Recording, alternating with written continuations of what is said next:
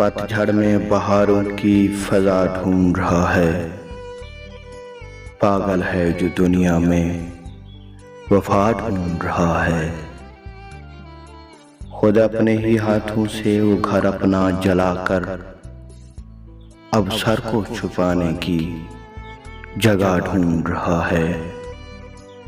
کل رات کو یہ شخص ضیاء بانٹ رہا تھا، کیوں دن کے اجالے میں دیا ڈھونڈ رہا ہے۔ شاید کہ ابھی اس پہ زوال آیا ہوا ہے، جگنو جو اندھیرے میں ضیا ڈھونڈ رہا ہے۔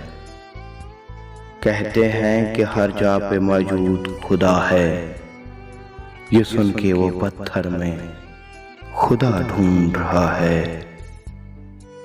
اس کو تو کبھی مجھ سے محبت ہی نہیں تھی، کیوں آج وہ پھر میرا پتہ ڈھونڈ رہا ہے۔